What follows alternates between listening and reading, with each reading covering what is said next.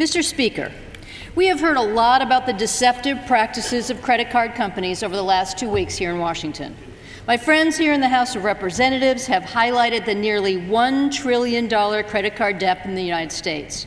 President Obama has stressed the need for credit card forms and statements that have plain language, in plain sight. My colleagues in the Senate have equated the deceptive practices used by credit card companies to loan sharking. Small business groups have drawn attention to the 1 in 3 businesses where credit card debt accounts for at least 25% of the company's overall debt. And family and consumer groups have highlighted the more than 91 million United States families who are subject to unfair interest rate hikes and being taken advantage of by hidden penalties and fees. These statistics are certainly shocking, and meaningful legislation is necessary. However, this is not a new issue to the American people.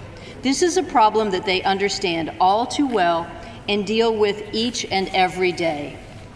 Credit cards have gone from being a luxury to being a convenience to being a necessity.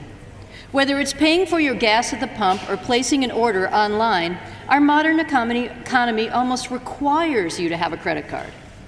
Unfortunately, the tough economic times we are in mean that more and more Americans are turning to credit cards to pay for basic necessities or to make ends meet when something unexpected comes along.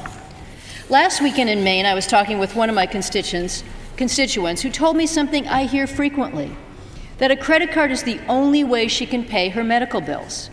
And last winter, with skyrocketing heating oil prices, a credit card was the only way many people in my state were able to stay warm. But while credit cards have gone from luxury to necessity, credit card companies have undergone a transition too. There was a time when a credit card agreement was reasonably straightforward and fair. It was an agreement to provide a basic service for a reasonable fee. But all that has changed.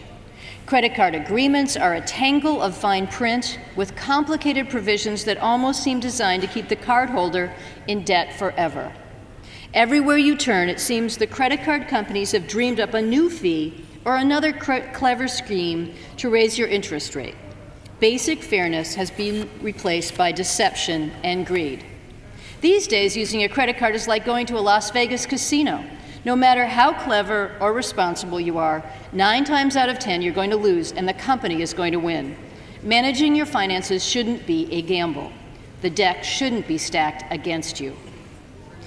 Americans have a lot to worry about these days: a weak economy, a broken healthcare system, and rising energy prices.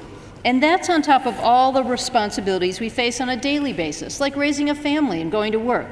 The last thing most people need to worry about is whether or not their credit card company is going to suddenly double their interest rate or surprise them with an unexpected fee they can't afford. Mr. Speaker, this bill will bring back basic fairness to the credit card industry and level the playing field for Americans to take responsibility for their finances.